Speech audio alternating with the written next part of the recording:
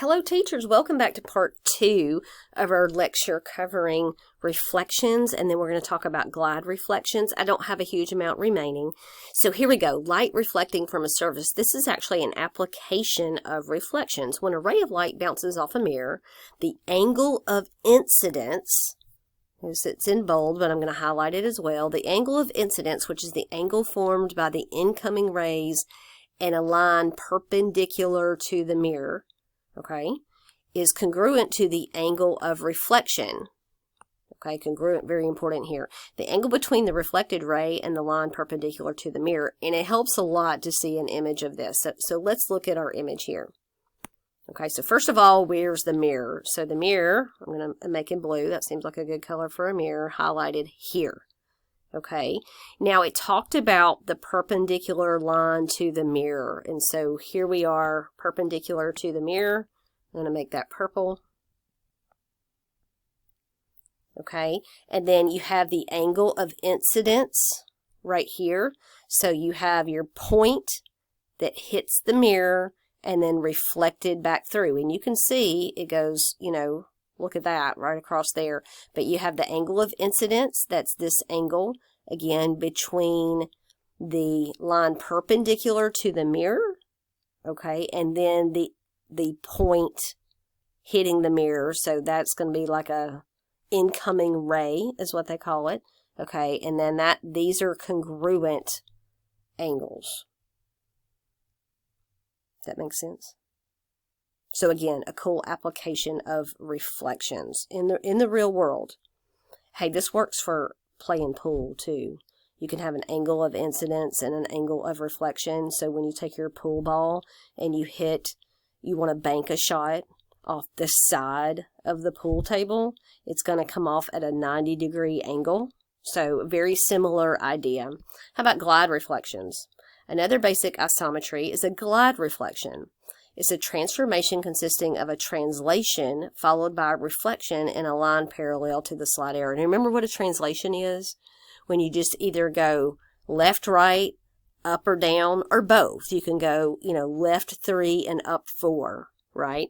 So notice you're going to have a line of the translation, and you're going to translate. It's almost like a slide, right? We talked about that in the very beginning of these discussions. So you're going to translate across that line, and then you're going to reflect through. Now I want you to think for a minute, because this is a homework question and I'm not even going to answer it. I want you to think about it on your own. But what if you change the order of that? What if you reflected through first and then did the translation? Would you get the same image?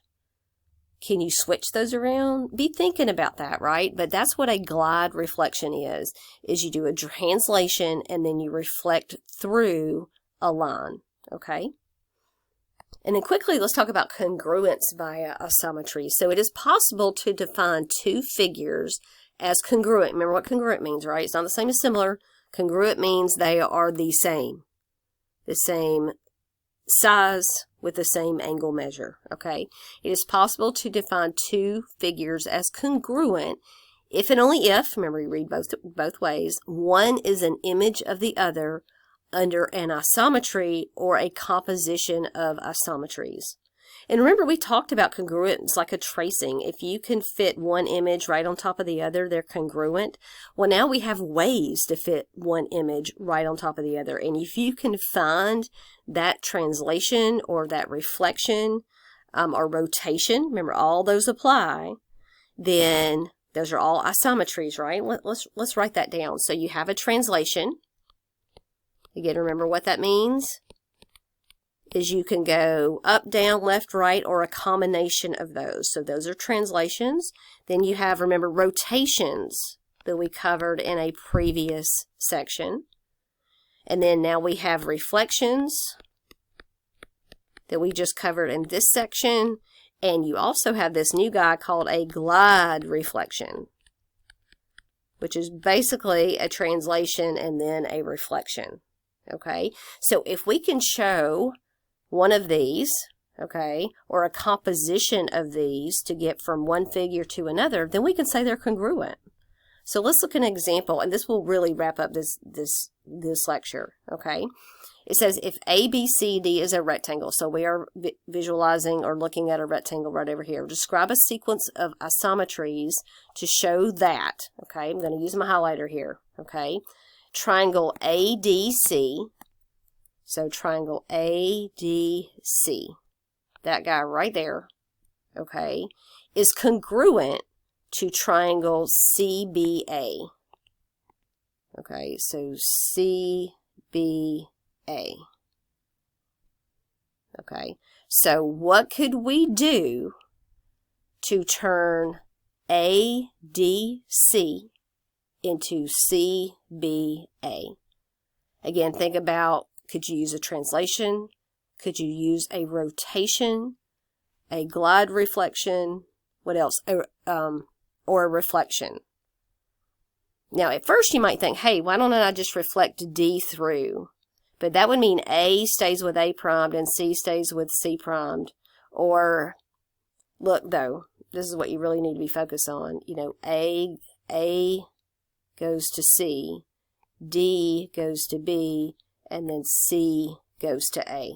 That's what's really happening here. So A has to end up down here at C. D goes to B and C goes to A. Notice that even the drawing them over here, if you're following the movement of my pen, if you can see that even, it looks like a rotation to me. Okay, what do you think? Well, the answer is a half turn of ADC with center E.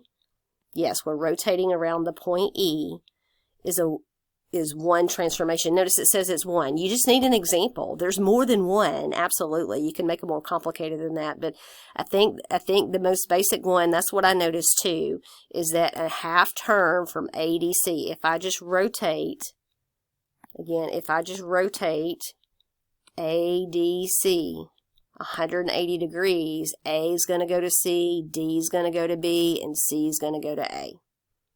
Okay, that's not the only one. I've got another one for you. This time, we've got ADC, so the same triangle we looked at to start with. Okay, so ADC. Now this time, we're going to do something to see if we can get the triangle BCD out of that to show that they're congruent. So BCD. There we go. Highlight. There we go. So BCD, I keep drawing it the wrong way, BCD, and we had ADC. What do they do? What do you think? Is it a rotation? So the last one was a rotation.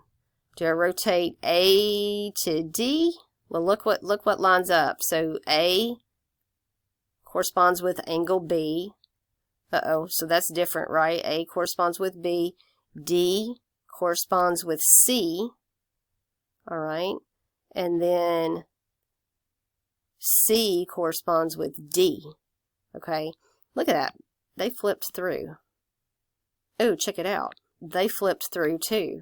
They switched positions. Hey, what happens if switching positions? That's a reflection. What if we did that? What if we reflected through the line that goes through E, goes through point E, and we could describe it as parallel to BC or AD. Okay, reflection in a line passing through E, that's what we said, and parallel to AD, yes.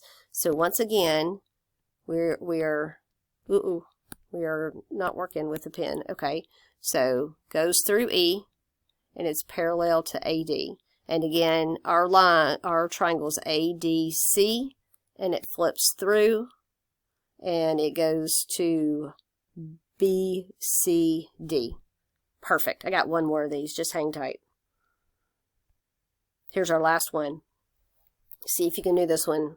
Pause it and see what you can come up with. Okay, let's highlight what we've got. So we're going ADC. And notice I think we've started that way every time. So triangle ADC. There it is. A little wonky, but we'll take it. And we're trying to show that is the same as DAB.